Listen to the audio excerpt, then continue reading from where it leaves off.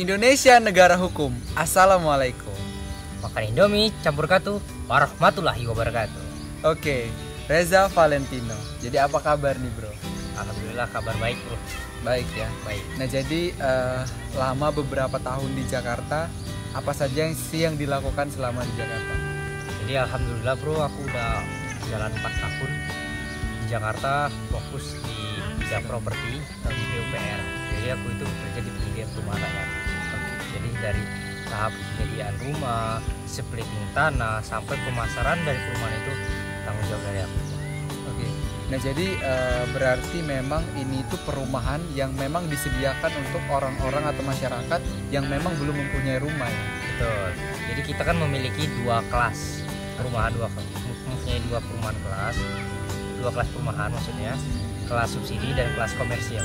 Jadi kelas subsidi ini diperuntukkan bagi masyarakat yang belum punya rumah. Tapi kalau yang sifatnya komersil, mau punya rumah pertama maupun punya rumah kedua ini bisa. Untuk sekarang mungkin kita langsung ke media untuk promosi ya. Nah jadi kan banyak developer lain yang memang memanfaatkan media sosial mungkin untuk mereka menjangkau customer supaya memang pemasarannya itu lebih terjangkau luas. Kalau seandainya developer kita, apa sih media yang dimanfaatkan untuk berpromosi? Oke baik. Jadi kita sebagai developer mempunyai banyak cara tentunya untuk mempromosikan perumahan ini sampai kepada masyarakat yang ingin memiliki rumah. Yang pertama, kita tentunya akan melakukan yang namanya sifatnya open table. Open table di market-market yang sudah kita pilih. Yang kedua, kita melakukannya melalui marketing galeri.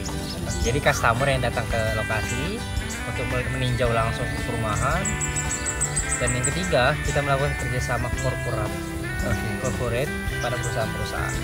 Jadi sifatnya nanti kita akan ber-MOU dengan koperasi, pihak koperasi lah yang akan menyediakan anggaran untuk karyawan-karyawan yang ingin memberikan rumah. Nah yang terakhir, kita tentunya memanfaatkan teknologi, yaitu dengan sosial media. Nah dengan sosial media ini jangkauannya luas, bisa kita gunakan melalui sosial media yang bersponsor maupun yang tidak bersponsor. Jadi selama ini kita gunakan media sosial yang bersponsor, seperti Facebook Ads, Instagram Ads. Dan alhamdulillah dengan kita lakukan ini hasilnya sangat signifikan. Nah berarti untuk developer kita itu memang sangat memanfaatkan sosial media untuk jadi media promosi sendiri ya. Nah berarti untuk kamu sendiri memang juga menggunakan media sosial juga kan untuk bersosial ke masyarakat lain. Jadi sebelumnya saya sangat erat dengan sosial media. Sekarang ini sosial media hanya untuk bisnis. Untuk berbisnis. Untuk bisnis saja. Jadi sosial media not personal. Gitu. Jadi sosial media hanya untuk bisnis, berbisnis. Untuk diri kita sendiri memang tidak menggunakan media sosial untuk mengeksplor kegiatan-kegiatan gitu. Betul. Jadi sekarang ini aku sudah menjalankan program namanya puasa sosmed. Oh, berpuasa sosial media sosmed. Ya. Jadi aku untuk menyetop untuk memposting diri di sosial media. Di sosial media. Jadi aku udah nggak ada lagi jejaring sosial sekarang. Dari kata berpuasa sosmed nih. Nah sebenarnya itu mungkin sangat menarik untuk dibahas ya. Nah jadi apa sih yang menjadi alasan utama sehingga memutuskan untuk berpuasa sosial media gitu? Sangat menarik sekali jika kita ulas lebih dalam. Awalnya aku untuk memutuskan maksudnya puasa sosmed ini, awalnya aku merasa bahwa aku sudah masuk dalam fase yang berbahaya. Karena sudah masuk fase candu. Setiap waktu pasti aku akan selalu mengecek sosial mediaku walaupun nggak ada apa-apa. Aku selalu ngecek hanya untuk melihat postingan orang. Nah, sudah masuk fase candu ini, aku banyak merenung bahwa kayaknya ini banyak sisi negatifnya juga nih kalau aku terus-terusan seperti ini. Nah, jadi aku cobalah challenge diri aku untuk berpuasa sosmed. Dari puasa sosmed dalam waktu dekat kita coba, alhamdulillah bisa.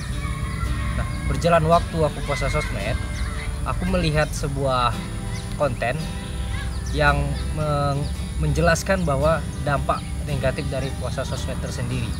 yaitu dari Nadiem Makarim, penjelasan Nadiem Makarim. Bapak Nadiem Makarim. Nadiem Makarim. Jadi Pak Nadiem Makarim mengatakan kita menggunakan sosial media, kita harus keluar dulu dari sosial media untuk mengetahui dampak negatifnya. Oke. Nah, dampak negatifnya itu kita akan rusak mental kita. Nah, sekarang aku jawab benar. Nah, ketika kita sekarang sudah lepas dari sosial media, aku ngerasa kesehatan mental maupun fisik sekarang lebih jauh, lebih baik.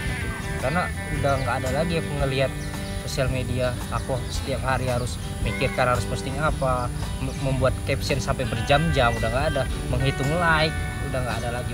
Berarti sebenarnya mungkin ini sama halnya juga yang apa yang aku rasakan, karena memang di sosial media itu sendiri kalau seandainya kita lihat banyak hal yang memang kayak menyebar suatu kebencian ataupun menyebar berita yang hoax, bisa juga bullying. Nah, jadi sebenarnya itu dampak negatif sendiri yang memang bisa kita dapatkan ketika kita menggunakan sosial media gitu. Nah, jadi berarti untuk kamu sendiri ketika sudah memutuskan untuk tidak bersosial media, berarti untuk saat ini sudah banyak hal-hal positif yang didapatkan berarti ya. Betul.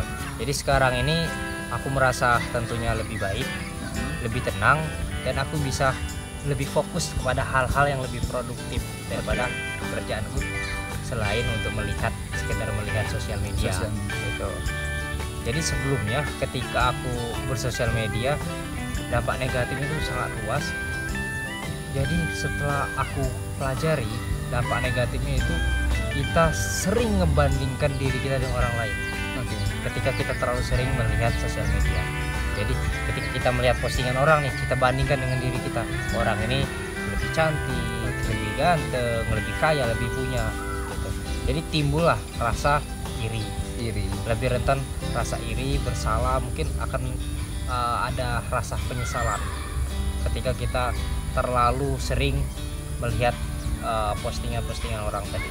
Nah, jadi itulah salah satu yang sangat mendorong aku untuk meninggalkan sosial media.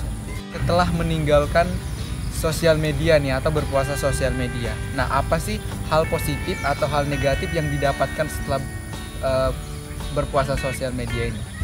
Dampak positif yang aku rasakan ketika sekarang sudah jauh dari sosial media, sudah berpuasa sosmed, aku merasa diri aku menjadi lebih tenang dan aku bisa lebih fokus untuk melakukan hal-hal yang lebih produktif.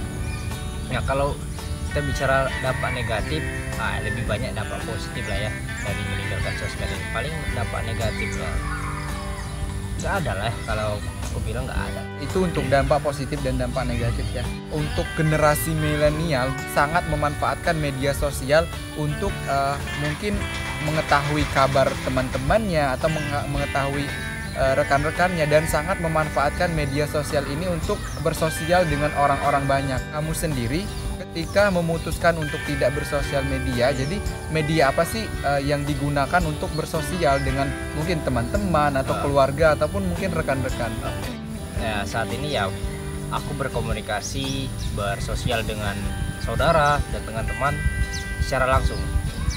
Jadi kalau kamu mau berkabar dengan aku, ya kita telepon, bisa juga ketemu langsung gitu. Jadi rasa sosialnya lebih erat.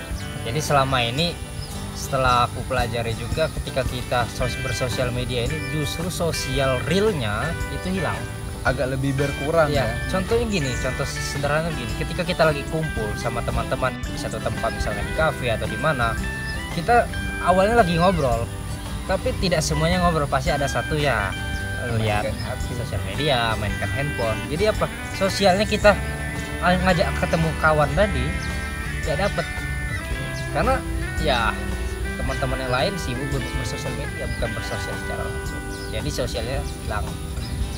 Jadi teman-teman sekarang lebih erat dengan aku. Kalau mau bertemu ya tinggal bertemu aja, nggak ada kita harus menggunakan media lagi. Jadi kan dulu waktu kita masih punya sosial media, kita jarang berkomunikasi, malah kita cukup melihat postingan, oh temanku kabarnya begini, ya kan. Rasa untuk bersosial tadi justru malah hilang, karena memang ketika lebih ke contoh seperti mungkin aku pengen mengetahui kabar dari sahabat-sahabat aku atau orang-orang terdekat aku. Nah, jadi mungkin ketika melihat sosial media dia lagi memposting suatu foto itu kerasa mempertanyakan untuk lagi di mana ataupun apa, justru menstop gitu, karena memang kita secara tidak langsung kita sudah tahu apa yang dia lakukan dengan sosial media gitu ya. Jadi itulah yang aku lihat dari sosial media yang jauh berbeda dari sosial secara langsung. Jadi aku lebih suka untuk bersosial secara langsung daripada untuk hanya bersosial di media, karena memang setelah aku pelajari juga sosial media itu hanya 1% dari kehidupan asli dari seseorang itu gitu. Sekarang ini di generasi milenial ini teknologi makin maju, semua itu tidak real. Ketika kita melihat Instagram misalnya, kita lihat yang pertama itu filter. Sekarang ini sudah banyak kan filter yang menampilkan seseorang dari sosial media itu seperti cantik. Karena tapi memang aslinya, dengan menggunakan media-media yang seperti tadi itu karena memang menampilkan tidak dari semua sisi gitu. Sebenarnya itu sih. Jadi apapun yang kita lihat, makanya tadi cuman dari satu sisi. Jadi makanya orang tersebut tidak bisa kita nilai bahwasanya oh itu real life dia gitu. Nah, jadi mungkin yang disebarkan dalam media sosial itu banyak kebohongan gitu. Benar sih yang dikatakan tadi bahwasanya yang kebenaran dari media sosial itu mungkin bisa dikatakan cuma 1%. Selebihnya 1%. hanya kebohongan yang ditimbulkan. Jadi mengakibatkan kita tidak percaya diri dengan diri kita. Iya, Kita ingin tampil yang disukai orang, bukan yang menyenangkan kita. Sangat banyak manfaat ataupun inspirasi yang bisa kita dapat dari perbincangan kita mengenai media sosial ya. Nah, jadi mungkin pesan terakhir untuk generasi milenial apa yang bisa disampaikan? Sosmed itu kadang-kadang pencitraan yang sengaja dibuat oleh si pribadi itu supaya kelihatan gimana gitu. Jadi kalau untuk aku sih if you want to know me, catch me on real life. Gak perlu lihat aku dari sosmed, ketemu aja langsung. Nanti juga tahu aku orangnya gimana. That's why I'm controlling my life dengan cara stop posting about myself on social media atau pasar sosmed. Jika kalian tidak bahagia dengan sosial media, you can do that too. Teknologinya sih nggak pernah salah, cuma bagaimana cara kita menggunakannya. Bahagia tanpa sosmed. Oke, jadi mungkin itu saja perbincangan kita hari ini, dan sangat-sangat menginspirasi buat kita semua para generasi milenial yang saat ini masih menggunakan sosial media. Oke, mungkin ini saja pembahasan kita hari ini. Ini adalah pesan-pesan yang sangat menginspirasi buat kita semua generasi milenial supaya kita kedepannya itu bisa menggunakan sosial media dengan lebih bijaksana. Jadi gue ucapin terima kasih bro, udah datang ke BBM. Oke, terima kasih gue udah diundang. Oke, nah jadi semoga kita ketemu di lain waktu. Saya ucapkan terima kasih.